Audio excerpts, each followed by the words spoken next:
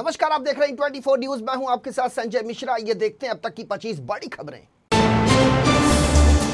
दक्षिण मुंबई के भीड़भाड़ वाले चोर बाजार इलाके में लकड़ी के एक गोदाम में भीषण आग लगने से एक व्यक्ति की हुई मौत। रात करीब 2 बजे कमाठीपुरा के आसपास 7 से 8 हजार वर्ग फीट में फैले लकड़ी के गोदाम और अन्य दुकान और होटलों में लगी थी आग। बीएमसी आपदा नियंत्रण विभाग ने दी जानकारी। दिल्ली में इन दिनों पड़ रही है हाड़ कपा देने वाली ठंड। लोग इस भीषण ठंड से बचने के लिए गर्म कपड़ों और आग का ले रहे हैं सहारा। इसी बीच ठंड से बचने के लिए एक व्यक्ति ने खुद को गर्म रखने के लिए कथित तौर पर एक मोटरसाइकिल में लगा दी आग। मराठा समुदाय को अन्य पिछड़ा वर्ग कोटा के तहत आरक्षण देने की मांग पर अड़े मराठा कार्यकर्ता मनोज जरांगे पाटिल। पुलिस द्वारा मना किए जाने के बावजूद आरक्षण की अपनी मांग पर जोर देने के लिए आजाद मैदान में ही अनिश्चितकालीन भूख हड़ताल पर बैठने का मनोज जरांगे पाटिल ने किया फैसला। मराठा कार्यकर्ता मनोज जरांगे पाटिल के नवी मुंबई पहुंचने के बाद आज सुबह 5 बजे सामाजिक न्याय विभाग के सचिव सुमंत भांगे के नेतृत्व में सरकारी प्रतिनिधि मंडल पहुंचा एपीएमसी मार्केट, लेकिन मनोज को मनाने का सारा प्रयास रहा विफल। दरअसल राज्य सरकार को कुणबी पृष्ठभूमि वाले मराठा समुदाय के 57 लाख दस्तावेज मिले हैं, जिसके आधार पर मनोज जरांगे पाटिल अपने सभी रक्त संबंधियों को कुणबी प्रमाण पत्र देने की कर रहे हैं मांग। गौरतलब है कि कुणबी मराठों की है एक किसान उपजाति, लेकिन महाराष्ट्र में उन्हें ओबीसी श्रेणी के तहत मिलता है आरक्षण का लाभ। महाराष्ट्र के उप मुख्यमंत्री देवेंद्र फडणवीस ने मनोज जरांगे पाटिल को लेकर नागपुर में दी प्रतिक्रिया। कहा, कानून व्यवस्था की समस्या उत्पन्न ना हो इसका ध्यान रखे जरांगे। आखिर कोर्ट ने सभी को विरोध करने का दिया है अधिकार, लेकिन इस बात का ध्यान रखना चाहिए कि कानून व्यवस्था की समस्या ना हो पैदा। मनोज जरांगे के मुंबई मार्च पर कांग्रेस पार्टी का बड़ा बयान। बोले महाराष्ट्र के कांग्रेस प्रदेश अध्यक्ष नाना पटोले। कहा, एकनाथ शिंदे सरकार ने आरक्षण पर मराठा समुदाय को किया है गुमराह। यही कारण है कि समुदाय के सदस्य मुंबई में कर रहे हैं मार्च।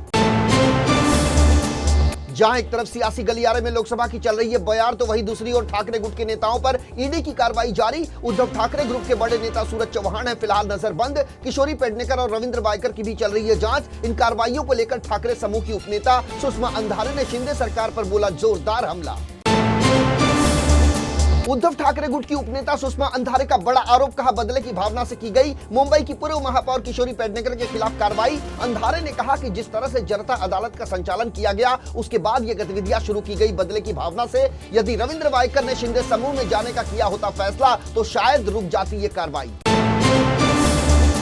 मुंबई के छत्रपति शिवाजी महाराज टर्मिनस के सामने लगा ट्रैफिक जाम। पुलिस के सामने खड़ी हुई कई तरह की चुनौतियां। मराठा आरक्षण की मांग पर अड़े मनोज जरांगे पाटिल और उनकी फौज ने सड़क को बनाया अपना स्टैंड। बॉलीवुड फिल्म अभिनेता मिथुन चक्रवर्ती को पद्म भूषण से किया जाएगा सम्मानित। वहीं इस सम्मान के मिलने पर मिथुन चक्रवर्ती ने जाहिर की खुशी। कहा, ऐसी फीलिंग है जिसे कि मैं शब्दों में बयान नहीं कर सकता। वाराणसी के ज्ञानवापी विवाद मामले में हिंदू पक्ष के वकील विष्णु शंकर जैन ने किया दावा। का सर्वेक्षण रिपोर्ट से पता चला है कि वहां पर पहले से मौजूद मंदिर के अवशेषों से बनाई गई यह मस्जिद। एडवोकेट विष्णु शंकर जैन ने यह भी किया दावा कि सर्वे के बाद इससे जुड़े मिले हैं कुल 32 सबूत। रामचरितमानस पर टिप्पणी करने के मामले में सुप्रीम कोर्ट ने समाजवादी पार्टी के नेता स्वामी प्रसाद मौर्य को दी बड़ी राहत। कोर्ट ने यूपी सरकार को नोटिस जारी करके मांगा 2 सप्ताह में जवाब। वहीं उत्तर प्रदेश के प्रतापगढ़ में स्वामी प्रसाद मौर्य के खिलाफ चल रही आपराधिक कार्यवाही पर सुप्रीम कोर्ट ने लगाई रोक। बिहार में नीतीश कुमार और लालू प्रसाद यादव को लेकर अटकलों का बाजार पूरी तरह से गर्म। सियासी गलियारों में इस बात की चर्चा हो रही है कि कभी भी दोनों की टूट सकती है सियासी दोस्ती। इस बात के भी लगाए जा रहे हैं कयास कि कभी भी नीतीश कुमार की हो सकती है एनडीए में वापसी। देश आज मना रहा है अपना 75वां गणतंत्र दिवस। इस मौके पर प्रधानमंत्री नरेंद्र मोदी ने देशवासियों को दी गणतंत्र दिवस की शुभकामनाएं। गणतंत्र दिवस के मौके पर दिल्ली में कर्तव्य पथ पर होने वाले भव्य उत्सव का राष्ट्रपति द्रौपदी मुर्मू ने किया नेतृत्व। 75वें गणतंत्र दिवस की पूर्व संध्या पर राष्ट्रपति द्रौपदी मुर्मू का संबोधन। राष्ट्रपति ने देशवासियों को दी गणतंत्र दिवस की हार्दिक शुभकामनाएं। कहा, हमारे गणतंत्र का 75वां वर्ष कई अर्थों में देश की यात्रा का है ऐतिहासिक पड़ाव। यह है एक युगांतरकारी परिवर्तन का कालखंड। 75वें गणतंत्र दिवस के विशेष मौके पर दिल्ली के कर्तव्य पथ पर होने वाली परेड में किया गया भारत की सैन्य ताकत का प्रदर्शन। तो वहीं परेड में देखने को मिली भारत की संस्कृति और विविधता में एकता की ताकत। इस साल की गणतंत्र दिवस की थीम है विकसित भारत और भारत लोकतंत्र की मातृका।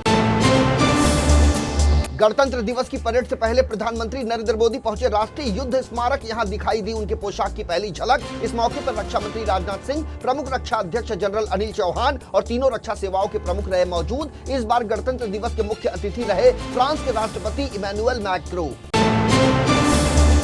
कर्तव्य पथ पर गणतंत्र दिवस परेड का हुआ भव्य आयोजन। इस दौरान देश की सैन्य शक्ति और महिला शक्ति का दुनिया ने देखा प्रदर्शन। इससे पहले राष्ट्रपति द्रौपदी मुर्मू ने कर्तव्य पथ पर फहराया तिरंगा, जिसके बाद दी गई 21 तोपों की सलामी। मुख्य अतिथि के रूप में फ्रांस के राष्ट्रपति इमैनुअल मैक्रों भी रहे मौजूद।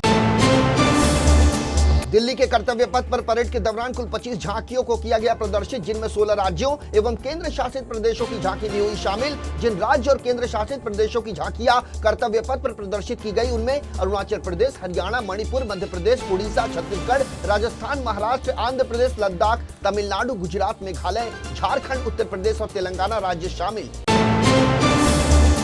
गणतंत्र दिवस के मौके पर बोले आरएसएस प्रमुख मोहन भागवत, कहा भारत के लोगों की क्षमता है असीमित, जब ये ताकत बढ़ेगी तो ये कई तरह के कर सकती है कमाल। उन्होंने कहा कि आज हम हर क्षेत्र में बढ़ रहे हैं आगे, लेकिन हम तभी कुछ हासिल कर सकते हैं जब हमारे भीतर होगी भाईचारे की भावना।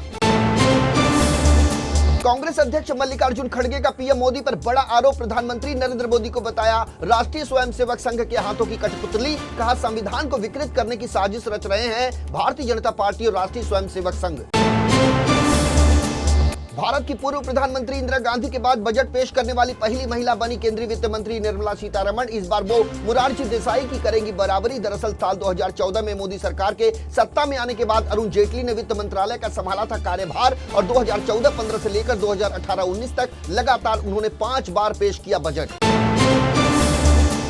केंद्रीय वित्त मंत्री निर्मला सीतारमण 1 फरवरी को जब अपना लगातार 6वां बजट पेश करेंगी तो वो पूर्व प्रधानमंत्री मोरारजी देसाई के रिकॉर्ड की बराबरी कर लेंगी। दरअसल देश की पहली पूर्णकालिक महिला वित्त मंत्री निर्मला सीतारमण ने जुलाई 2019 से अब तक पेश किए हैं 5 पूर्ण बजट, और अगले सप्ताह वो पेश करेंगी अंतरिम या वोट ऑन अकाउंट बजट।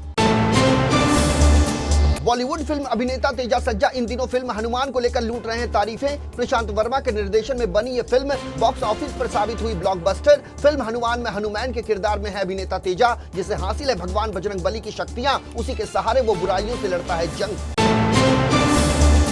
तो ये थी अब तक की 25 बड़ी खबरें। देश और दुनिया की ताजा तरीन खबरों के लिए बने रहिए इन 24 न्यूज के साथ। मुझे यानी संजय मिश्रा को दीजिए इजाजत। नमस्कार।